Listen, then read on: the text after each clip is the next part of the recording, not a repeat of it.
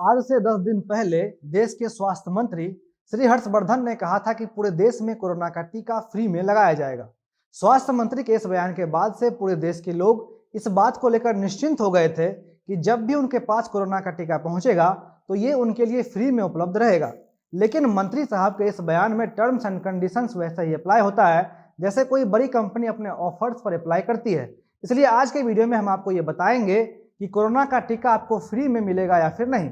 सरकार भले ही आपको ये कह दे कि वो आप तक टीका को फ्री में पहुंचाएगी, लेकिन इसमें लगने वाला समय इतना ज़्यादा होगा कि आप मजबूर होकर अपने पैसे से टीका लगवा लेंगे। अब ऐसा हम क्यों बोल रहे हैं, इसे समझिए।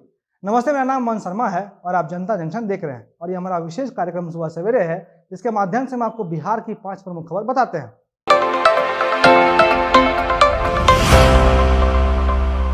पहली खबर, सबसे पहले हम आपको ये बता दें कि पुणे के सीरम इंस्टीट्यूट ने कोविशील्ड के 56.5 लाख डोज को देश के 13 शहरों के लिए भेज दिया है। ये दवाएं सरकार के कोटे से फ्रंटलाइन वर्कर्स और डॉक्टर्स के लिए भेजी गई हैं, जिसके लिए कंपनी ने सरकार से एक वैक्सीन के लिए 200 रुपये का चार्ज किया है। कंपनी के सीईओ आदार पूनावाला ने कहा है कि एक वैक्सीन को बनाने में 200 रुपये का खर्च आता है और कंपनी ने आम लोगों की मदद करने के लिए बिना मुनाफा कमाए ये वैक्सीन सरकार को बेची है। उन्होंने ये भी कहा है कि सरकार को 10 करोड़ डोज इसी कीमत पर दी जाएगी, लेकिन इससे अधिक सरकार अगर डिमांड करती है तो इसकी कीमत 200 रुपये से अधिक बढ़ाया जाएगा। सरकार ने फिलहाल कंपनी को 1 करोड़ 10 लाख वैक्सीन का ऑर्डर दिया है। इसके साथ ही भारत बायोटेक को कोवैक्सीन के 38.5 लाख वैक्सीन का ऑर्डर दिया गया है। एक तरफ जहां सरकार के पास ये चुनौती है कि पूरे देश में वैक्सीन को उपलब्ध करवाया जाए, तो वहीं दूसरी तरफ 2 और देशों ने भारत से वैक्सीन का डिमांड किया है। सीरम के सीईओ ने कहा है कि उनकी कंपनी 1 महीने में 7 से 8 करोड़ वैक्सीन का निर्माण कर सकती है। इस लिहाज से अगर देखा जाए तो भारत की आबादी के हिसाब से करीब 17 महीने में इतनी मात्रा में वैक्सीन बनकर तैयार हो पाएगा। फिलहाल सरकार ने 1 करोड़ 10 लाख वैक्सीन का ऑर्डर दिया है, लेकिन कंपनी ने कहा है कि सरकार के अनुरोध पर 10 करोड़ डोज 200 के स्पेशल प्राइस पर दिया जाएगा। यानी ये तो फिक्स है कि सरकार इस कंपनी से इतना वैक्सीन खरीदेगी, लेकिन अब सवाल ये है कि इसके अलावा जो बच गए हैं उसके लिए सरकार अगर वैक्सीन का अरेंजमेंट नहीं करती है या फिर देर से करती है तो बचे लोगों के पास वैक्सीन कैसे पहुंचेगा। सरकार ने बहुत बार इस बात को स्पष्ट किया है कि वो हर नागरिक तक वैक्सीन फ्री में नहीं पहुंचाएगी, लेकिन जैसा कि सीरम कंपनी ने कहा है कि सरकार को वैक्सीन बेचने के अलावा वो देश के बाजार में भी वैक्सीन को उतारेगी, लेकिन तब उसकी कीमत 200 रुपया नहीं बल्कि 1000 रुपया होगा। इसलिए सरकार अगर दूसरे देश को वैक्सीन सप्लाई कराने के चक्कर में आप तक वैक्सीन लेट पहुंचाती है तो आप मजबूर होकर अपने पैसे से वैक्सीन लगवा सकते हैं। हालांकि सरकार कई बार ये कह चुकी है कि देश के पूरी आबादी को वैक्सीन लगाना अनिवार्य नहीं है और वैसे ही लोगों को वैक्सीन लगाया जाएगा जिससे कोरोना का चेन टूट सके। लेकिन इस बात का तो ये है कि सरकार ये निर्णय कैसे करेगी कि कुछ लोगों को वैक्सीन लगाने से पूरे देश में इस महामारी का प्रकोप खत्म हो जाएगा।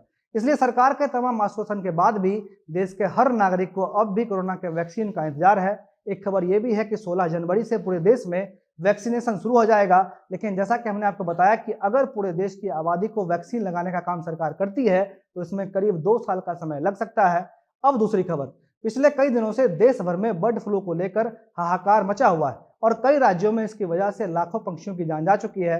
बर्ड फ्लू से प्रभावित पक्षी अचानक उड़ते उड़ते आसमान से गिर जाते हैं और फिर तड़प कर उनकी मृत्यु हो जाती है। बर्ड फ्लू एक वायरल इन्फेक्शन है जिससे न सिर्फ पक्षी प्रभावित होते हैं बल्कि इस इन्फेक्शन से जानवर और इंसान को भी उतना ही खतरा है जैसा कि उस पक्षी को। इसलिए इस फ्लू से जानवर और इंसान की जान भी जा सकती है और साल 2013 से अब तक 1568 इंसान के मामले सामने आ चुके हैं, जबकि 616 लोग इसकी वजह से अब तक मर चुके हैं। इस वायरस का फैलाव किसी विशेष देश के सीमा तक सीमित नहीं है। 1997 में हांगकांग में बर्ड फ्लू का एक मामला सामने आया था, जिसके बाद करीब 50 देशों में बर्ड फ्लू की वजह से पक्षियों की मृत्यु हुई थी और 1996 वो साल था जब पहली बार चाइना में बर्ड फ्लू नाम की बीमारी सामने आई थी, जब वहां के बत्तख अचानक रहस्यमय तरीके से मरने लगे थे। एक बार फिर से यह महामारी हमारे पूरे देश में फैल चुकी है। कुछ राज्य से शुरू होकर अब बर्ड फ्लू का असर कई राज्यों में देखने के लिए मिल रहा है। बिहार में आज से 2 दिन पहले तक एक भी मामला रिपोर्ट नहीं हुआ था, लेकिन कल बिहार में पक्षियों के बर्ड फ्लू से मरने की पुष्टि हुई है, जो एक अच्छी खबर नहीं है। बिहार में यह मामला पटना से सामने आया है, जहां जल बोर्ड के कैंपस के पास कुछ कौवा मरे हुए मिले थे। बिहार में पहले ही इस बात को लेकर अलर्ट जारी किया गया है कि कहीं भी किसी पक्षी की मौत होती है तो इसकी जानकारी पशुपालन विभाग को दी जाए। इसलिए जैसे ही जल बोर्ड के पास कैंपस में मरा हुआ कौवा दिखा तो इसकी जानकारी पशुपालन विभाग को दी गई। पटना के अलावा नरकटियागंज और गया से भी पक्षियों के मरने की खबर आ चुकी है।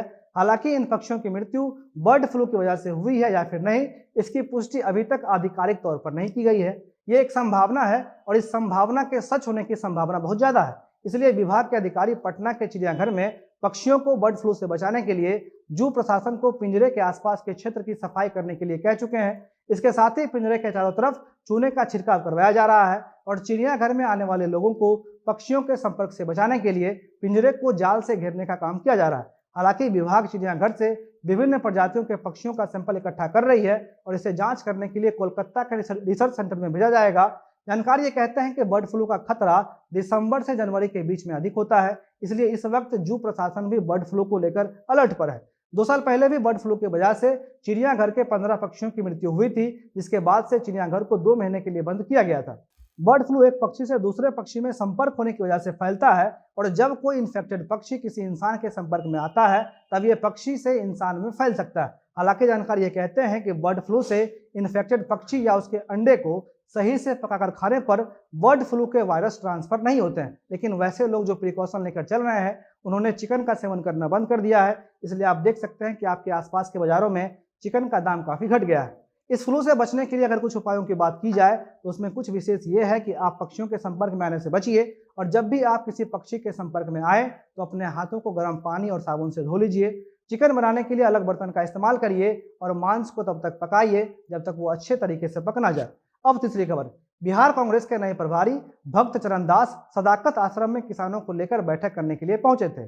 इससे पहले जब पहली बार नए कांग्रेस प्रभारी बैठक करने के लिए पहुंचे थे तो बैठक में हंगामा हुआ था, लेकिन कल के बैठक में हंगामा कुछ इस कदर बढ़ गया कि लोग कुर्सी उठाकर फेंकने लगे और नीचे से लेकर मंच के ऊपर तक धक्का मुक्की चलती रही।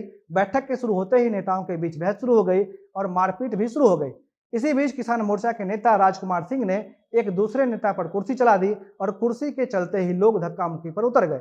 ये पूरा नाटक कांग्रेस प्रभारी के सामने में चलता रहा और इस धक्का मुक्की में फंसे प्रभारी साहब को किसी तरह वहां से निकाला गया। हंगामा जैसा ही शुरू हुआ तो मंच पर खड़े नेताओं ने कुछ देर तक माइक पर शांति बनाए रखने की अपील की, लेकिन इसका कुछ प्रभाव नहीं पड़ा। इस बैठक में कांग्रेस के विधायक अजीत शर्मा भी मौजूद थे। उन्होंने भी नेताओं को समझाया, लेकिन हंगामा कर रहे नेता इससे बाज नहीं आए। कुछ नेता मंच पर चढ़ गए, जिसके बाद उन्हें उतरने के लिए कहा गया, लेकिन जब वो नहीं उतरे तो बिहार प्रभारी की मौजूदगी में उन्हें मंच पर से धक्का दे दिया गया। हालांकि हंगामा जब शांत हुआ तो एक बार फिर से इस बैठक को किया गया और इस बैठक में बिहार प्रभारी ने यह कहा है कि कुछ लोग बाहर से आए थे, वही मीटिंग को डिस्टर्ब कर रहे थे। इसके साथ ही उन्होंने कहा है कि पार्टी के उन लोगों की पहचान हो रही है जो अनुशासित नहीं है और पहचान होने के बाद उन पर कार्रवाई की जाएगी। इसी बैठक में यह बात भी कहा गया है कि कांग्रेस पार्टी 15 जनवरी को किसान बिल के विरोध में राजभवन का मार्च करेगी। अब चौथी खबर, हमारे देश में हर साल कई ऐसी खबरें आती है जब कोई आम इंसान काम के दबाव में आकर छुट्टी नहीं मिलने की वजह से परेशान होकर खुदकुशी कर लेता है या फिर उसकी मानसिक स्थिति खराब हो जाती है। ऐसा ही मामला सामने आया है बिहार के मुंगेर जिले से, जहां सोमवार रात 11:30 बजे एक होमगार्ड के जवान ने छुट्टी नहीं मिलने से परेशान होकर अचानक खुद को बाथरूम में बंद कर लिया। इसके बाद अपने सर्विस राइफल से ताबड़तोड़ फायरिंग करने लगा। होमगार्ड की उम्र 54 वर्ष की थी और 2 महीना पहले ही वो बरियारपुर थाने में ड्यूटी करने के लिए आया था। पत्नी के मुताबिक पिछले कुछ दिनों से उसके पति को एसिडिटी की शिकायत थी, जिसकी वजह से वो अक्सर उसकी तबीयत खराब रहती थी। तबीयत खराब होने के बाद उन्होंने इलाज करवाने के लिए कई बार छुट्टी मांगी थी, लेकिन उसे छुट्टी नहीं दिया गया। मरने के 2 दिन पहले उसकी पत्नी दवा लेकर थाना पहुंची थी, तब भी दरोगा के सामने छुट्टी के लिए अनुरोध किया गया था, लेकिन दरोगा साहब ने छुट्टी देने से मना कर दिया। सोमवार को छुट्टी नहीं मिलने से परेशान होमगार्ड ने थाने के बाथरूम में खुद को रात के 11:30 बजे लॉक कर लिया और फिर अचानक हवाई फायरिंग करने लगा, जिसके बाद पुलिस को यह लगा कि थाने पर किसी नक्सली ने हमला कर दिया। जिसके बाद एसपी साहब को सूचना दी गई और एसपी साहब के आदेश पर पुलिस ने बाथरूम को घेरकर फायरिंग करना शुरू किया। एसपी साहब ने कहा है कि पुलिस ने 23 राउंड और होमगार्ड ने 10 राउंड गोलियां चलाई, जिसके बाद जब बाथरूम के अंदर गोली चलना बंद हो गया तो बाथरूम खोलकर पुलिस ने अंदर प्रवेश किया। प्रवेश करने के बाद जब मुंह पर से गमछा हटाया गया तो पता चला कि वो होमगार्ड था। इस हादसे के बाद कल सुबह जब मामले की जांच करने के लिए एफएसएल की टीम थाना पहुंचती है, जिसके बाद इस थाना को सील करके सबूत जुटाने के लिए जांच किया गया और इसी जांच में यह पता चला है कि एसएलआर 9mm पिस्टल और AK-47 से फायरिंग की गई थी। अब अंतिम और 5वीं खबर, बिहार में जिस तरह से पिछले कुछ दिनों में ड्रामा चल रहा है उसे देखते हुए विपक्ष को एक बार फिर से लगना शुरू हो गया है कि उनकी सरकार बन सकती है और इसी उम्मीद के आधार पर तेज प्रताप यादव ने इसी साल बिहार में सरकार बनाने का दावा किया है। तेज प्रताप वाराणसी के काशी विश्वनाथ के मंदिर में दर्शन करने के लिए पहुंचे थे और यहीं पर तेज प्रताप ने मीडिया से बात करते हुए ये कहा है कि इसी साल उनकी पार्टी सरकार बनाएगी। इस बीच किसी ने तेज प्रताप से वैक्सीन के बारे में पूछ लिया तो वैक्सीन पर बात करते हुए तेज प्रताप ने मीडिया के लोगों से कहा कि पहले मीडिया के लोग वैक्सीन लगवा लें क्योंकि वो फील्ड पर रहते हैं। हालांकि विपक्ष सरकार बनाए या ना बनाए इसे लेकर अब तक कुछ स्पष्ट नहीं है, लेकिन जिस तरह से ये ड्रामा पिछले कुछ दिनों से बिहार में चल रहा है उससे ये बात तो स्पष्ट हो गई है कि इस सरकार के रहते बिहार में विकास हो रहा हो या फिर नहीं हो रहा हो, लेकिन जमकर ड्रामा तो हो ही रहा है। आज इतना ही, धन्यवाद।